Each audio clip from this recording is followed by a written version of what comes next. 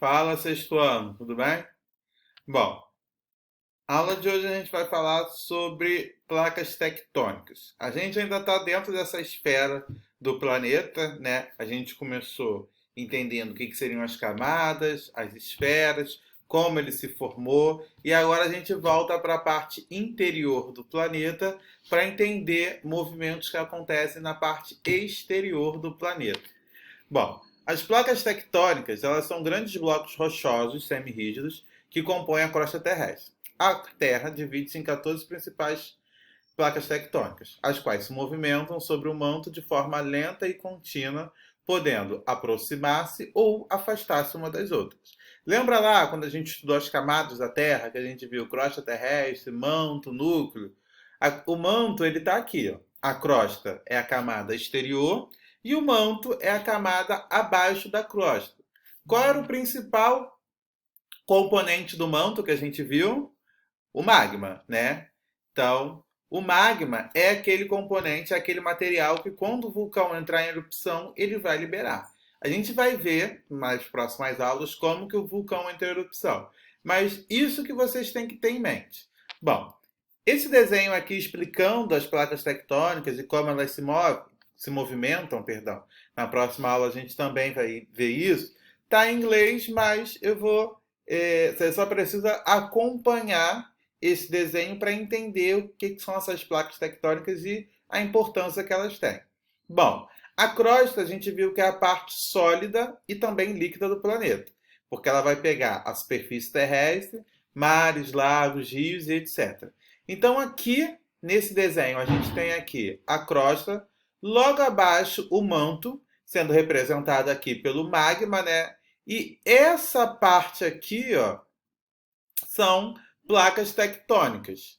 Essas placas tectônicas, conforme vocês podem perceber, elas estão servindo como se fosse um tampão, uma proteção entre a crosta e o manto. Então, entre o manto e a crosta vão ficar as placas tectônicas. Então, elas vão impedir o magma de chegar na superfície. Só que a gente bem sabe que, em alguns momentos, o magma vai para a superfície, né? Que é quando o vulcão entra em erupção. E conforme vocês estão vendo aqui nesse desenho, ó, as placas tectônicas elas estavam juntas, começaram a se afastar uma da outra, e o magma que estava aqui embaixo está começando o quê? A subir.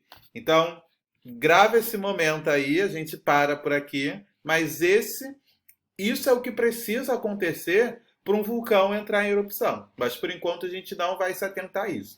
O que a gente vai se atentar hoje é que as placas são esses blocos rochosos que vão proteger o magma de chegar à superfície constantemente, né? É claro que ela nem sempre consegue proteger, mas de vez em quando, né, o magma chega na superfície, mas na maioria das vezes ela vai fazer essa proteção sim.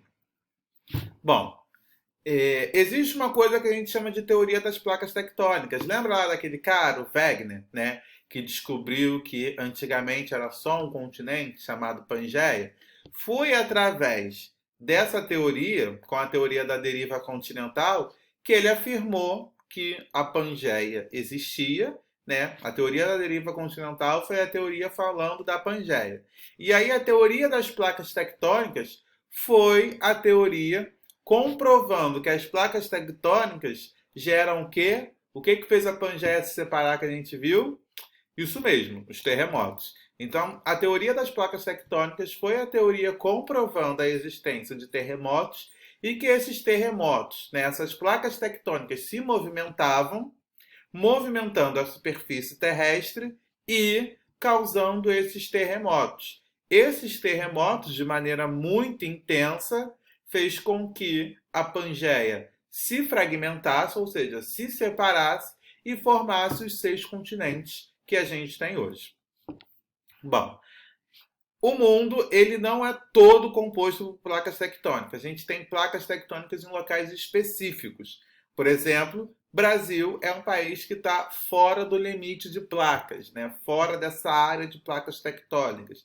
Infelizmente, aqui não tem vulcões, erupções, aqui não tem terremotos, aqui não tem tsunamis, né? Infelizmente, porque, imagina, deve ser legal presenciar um desses fenômenos, né? Não quero um fenômeno presenciar uma grande destruição, mas presenciar um terremotozinho de leve, né? Deve ser bem interessante. Eu tenho essa curiosidade, pelo menos. Bom, então a gente tem aqui as principais placas tectônicas e aonde elas se localizam no mundo. A placa sul-americana, que é a placa que está na América do Sul, né? O Brasil está na América do Sul, porém essa placa está do lado oeste e o Brasil está mais do lado leste. Então, é possível, né, como já teve relatos, que terremotos que aconteceram no Chile, na Bolívia, aconteceram de maneira muito intensa e eles chegaram no Brasil. Mas esse terremoto não foi um terremoto brasileiro. Ele foi um terremoto de um outro país que chegou até o Brasil. Então, o Brasil mesmo, ele não vai ter movimento de placas tectônicas. A placa de Nazca, que se localiza também na América do Sul e está bem próximo ali da Cordilheira dos Andes, que vai pegar Chile, Argentina, Peru, Bolívia e por aí vai. A placa do Pacífico, que abrange boa parte do Oceano Pacífico, limita-se ao norte da placa do Explorador, com a placa Juan de Fuga e com as placas de Gordon. Seu limite, a placa norte-americana com a falha de San Andreas. A gente vai estudar um pouquinho mais sobre a falha de San Andreas, mas existe um filme muito famoso que, se você tiver oportunidade, veja, se você ainda não viu, né? Que é A Falha de San Andreas, né, que mostra um pouco desse episódio de terremotos e tsunamis que aconteceu, perdão, em San Andreas, que fica nos Estados Unidos. É muito legal esse filme. Assistam. Se a gente tivesse em sala de aula, eu todo ano passo para os meus alunos. E a placa euroasiática, que vai pegar aí, o próprio nome já está dizendo, Europa e parte da Ásia. Ela vai estar ali, bem ali na Índia, né? Então, os seus tremores vão chegar aí com mais intensidade na Ásia, mas ela vai separar a placa norte-americana da placa dorsal mesoatlântica. Então, a gente pode perceber que muitas placas tectônicas elas estão em oceanos, né? Os limites de placas estão em oceanos. E a gente vai ver que quando as placas tectônicas se movimentam em oceanos, elas geram, as tsunamis. Então, quando a placa tectônica se movimenta, a gente já sabe que ela pode gerar terremotos. Foi assim que ela separou a Pangeia. Ela pode fazer um vulcão entrar em erupção e ela pode gerar as tsunamis, que são aquelas ondas gigantes, né? Mas isso são cenas dos próximos episódios. A gente para por aqui. Não se esqueçam de enviar as atividades que eu passei na live para vocês, tá? E essa semana não precisa copiar, porque esse conteúdo tem no caderno. Então é só assistir o vídeo e qualquer dúvida, perguntar para mim lá na plataforma ou se tiver com dificuldade nas redes sociais. Tudo bem? Então é isso. Tchau, tchau. Bons estudos e até a próxima semana.